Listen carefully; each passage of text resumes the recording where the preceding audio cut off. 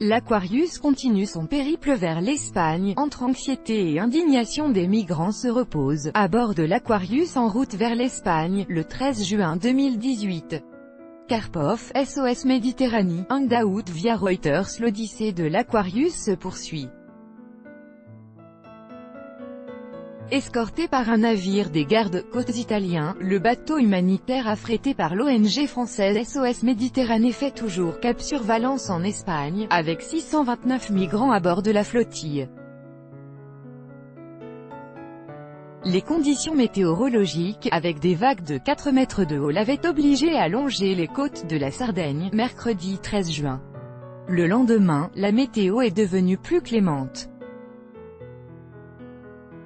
En route vers le port espagnol de Valence, le navire humanitaire Aquarius a été ravitaillé en mer jeudi en fin de journée, par les gardes-côtes italiens.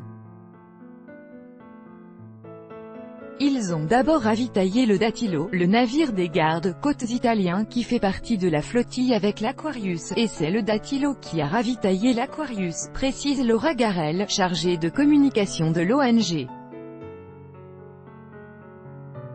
Jointe par RFI, Julie Mélichard, à bord de l'Aquarius, explique que la mer, plus calme, jeudi 14 juin, a permis à la majorité des rescapés de passer la journée sur le pont à occuper le temps comme ils pouvaient. Soit en jouant aux échecs, en discutant entre eux ou simplement en regardant la mer. Des rescapés partagés entre soulagement et inquiétude dans cette ambiance un petit peu plus détendue, où la tension des derniers jours se dissipe. Les migrants à bord commencent de plus en plus à faire part de ce qu'ils ont vécu jusqu'à leur arrivée à l'Aquarius. La militante de SOS Méditerranée entend ainsi parler de la situation en Libye, de l'emprisonnement, de la torture, des viols, du travail forcé que la majeure partie d'entre eux ont vécu avant de prendre la mer. Lui sont aussi comptées les difficultés de la traversée sur ces canaux surchargés et la frustration, l'anxiété, provoquée par l'attente et la nécessité de rester pour eux depuis déjà 6 jours en mer.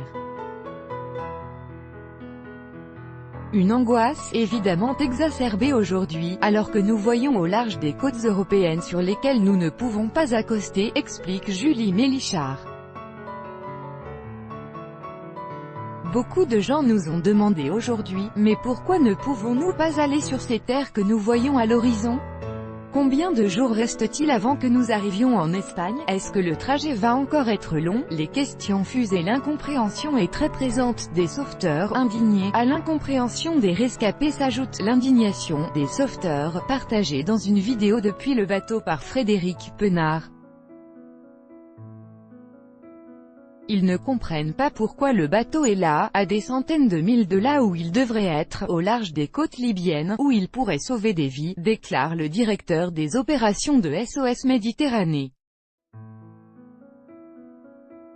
Ils ne comprennent pas le pourquoi de ce périple inutile et dangereux, qui va enlever de la zone de sauvetage l'Aquarius, un navire militaire italien et un navire des gardes-côtes italiens, pendant au moins 10 jours, ajoute-t-il.